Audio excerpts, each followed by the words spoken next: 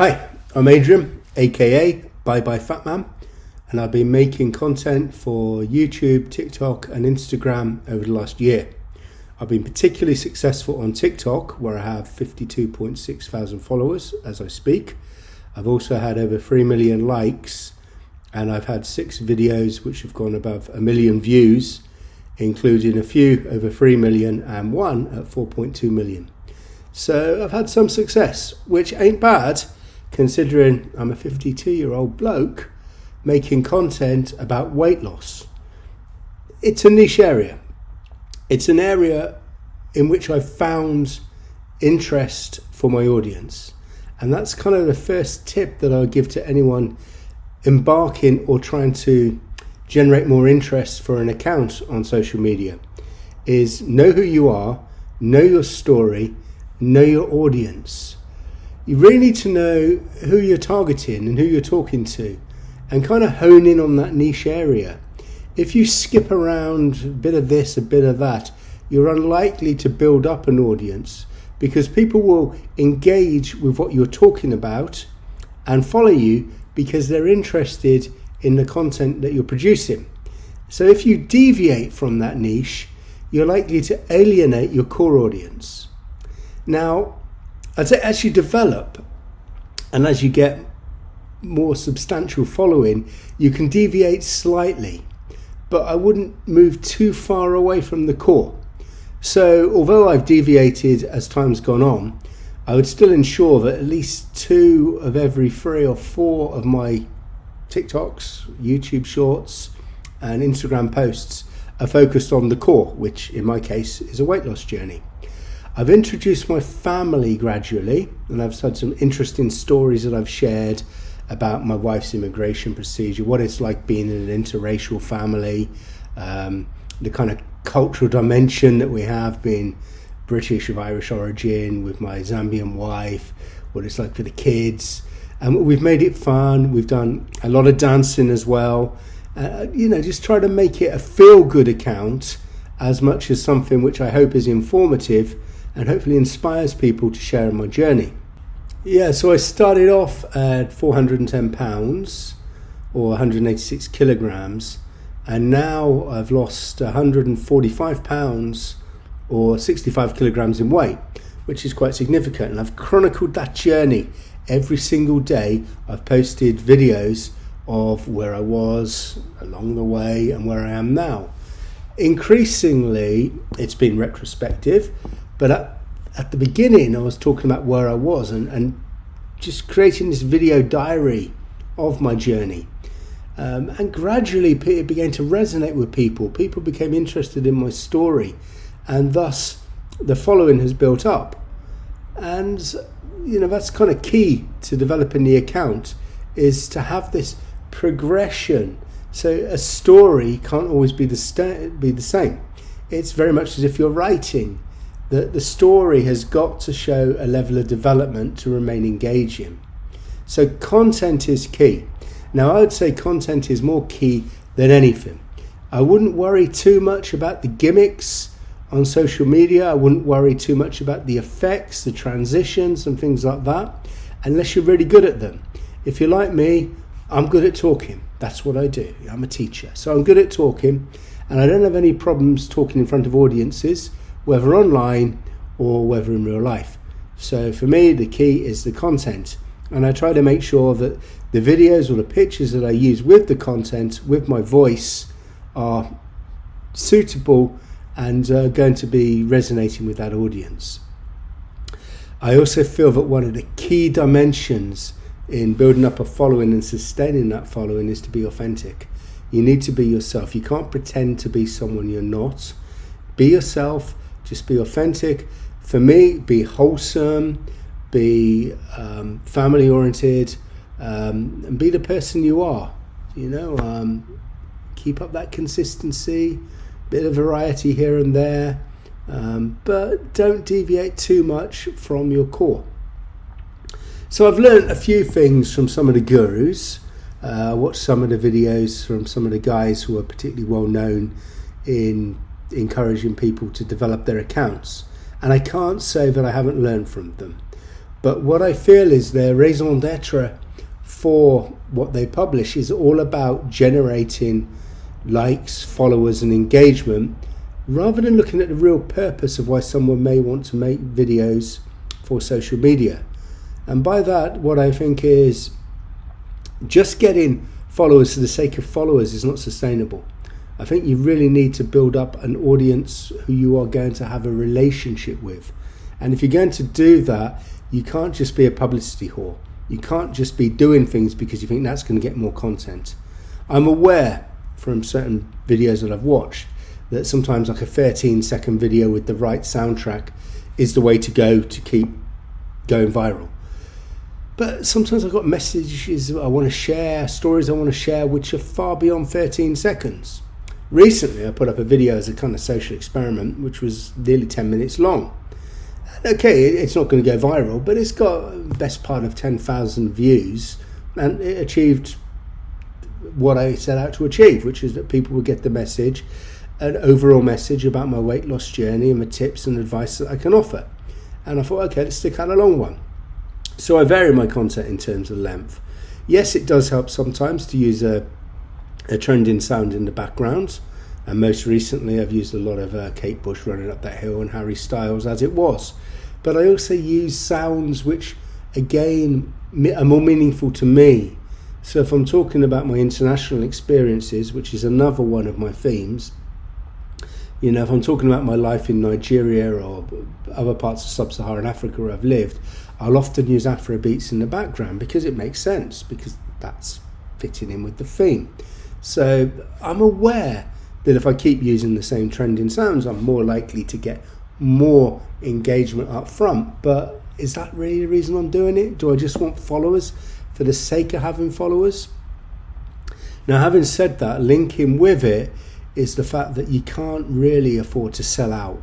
And a lot of people who I followed from the beginning, since I started my TikTok and YouTube and Instagram career about a year ago, I feel have kind of sold their souls. Now, I'm not going to mention names or say anything particularly personal, but some people I think who had really good authentic content have now kind of deviated and are pushing merchandise, trying to sell things, are begging for people to send them gifts, or alternatively have kind of jumped onto the TikTok shop, which to me is another niche altogether. I don't mix the two. If I wanted to do a TikTok shop, I'd have a different account and I'd do it completely separately, because I don't think selling tats to my TikTok audience in this case is particularly what they want. I don't think that's why people have followed me. So thus, I do not consider going to the TikTok shop. Occasionally I will put discount codes on the product that I use for my weight loss, but I only do that once in a while because it's not my aim. My aim isn't to just make a fast buck. And similarly, my brother makes t-shirts and hoodies, and every now and then I'll do a TikTok wearing some of the clothes that he sent me, and yeah, I'll use a discount code on that as well.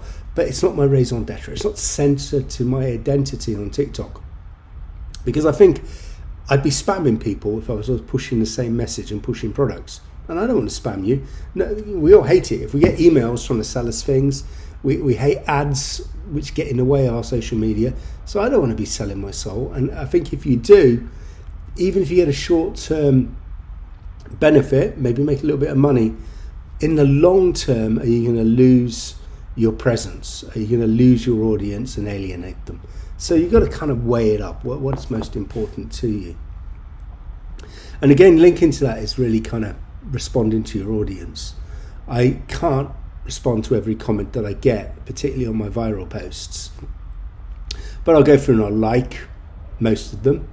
I'll always check my comments and I'll delete things that I'm not happy with, usually if it's the occasional troll. And now, to be fair, 99% of people, more than that, 99.9% of people who engage with me on TikTok and YouTube are very supportive. I get very few negative comments. When I do, I just delete them. Okay, it's my account, I'll delete them. You know, so I've had one or two which troll me for my weight, not many. And occasionally I get a few trolls who can be racist because I'm married to a black African woman and I'm a bit older than her. and you get these kind of horrible stereotypes, and delete, it's done. If it is offensive, I'll report it to TikTok as a violation or one of the other mediums, if it's YouTube or Instagram. So engage with your audience, get to know your audience, do some lives. Some people are really consistent at lives and they do it really well. Now the live itself, it's not going to necessarily boost your account, but it does help to raise the profile. And a lot of people who may come across you for the first time when you're doing a live, and they may decide then to follow you and engage with your content, so you get more views, more likes.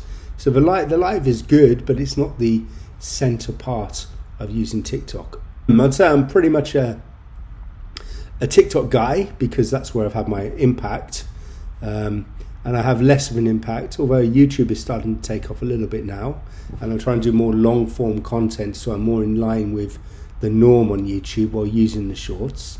The analytics show that my YouTube account is overwhelmingly viewed by people in the United States of America, where my TikToks, follower-wise, I'm probably around about 40% in the UK, but 30-something in the United States. And then I have 3% in various European countries, but also a bit of a following in South Africa, Nigeria and Kenya, as well as other countries in Africa, but where populations are smaller, so thus they won't really show up on the analytics. But I know from comments and things, I've got a lot of people following me from sub-Saharan Africa, as well as some in the Far East. And I think because I've lived in the Far East and shared stories about my life in China and my travels in Far East Asia, that's probably another reason for those followers. So it's good. I mean, for me, having a global audience is great, because I'm trying to have a message which can appeal across different cultures and different groups of people. I'm not just talking to people in my own country, whether that's about the weight loss, the international life, or issues to do with parenting and family life. Now, to make it easier to be able to share the content, if you share something you make on TikTok, which is the way I do it, on Instagram or YouTube, then of course you can have the TikTok logo. But there is a tool you can use called SnapTick, which allows you to remove all the logos. It maintains the music you might have used and any voiceover that you do, but it removes the TikTok logo. And that's great when you go to repost, because if you repost on Instagram or YouTube with a TikTok logo, the algorithm's probably not going to pick it up or not going to promote it. So I always remove.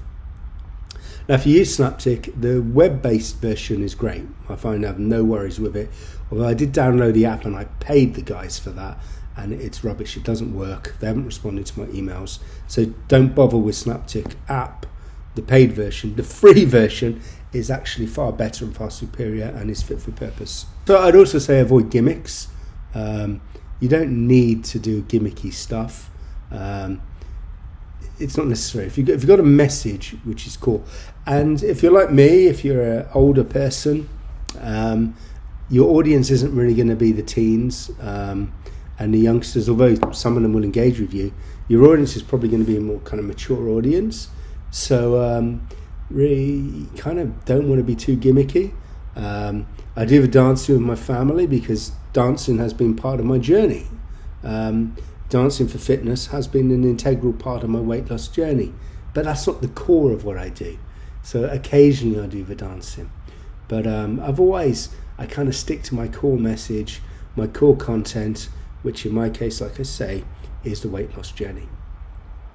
So maybe you've got something of interest out of this little short video. Maybe it's something that can help you. If so, please click the like button. Please leave comments. I will respond to comments. If you ask questions, I promise I will answer them. And please subscribe to my channel if you're interested, particularly in the weight loss journey, but also perhaps in other aspects, because I'll be talking a little bit more about how to raise your presence on social media, particularly if you're an older person like me. Thanks for watching.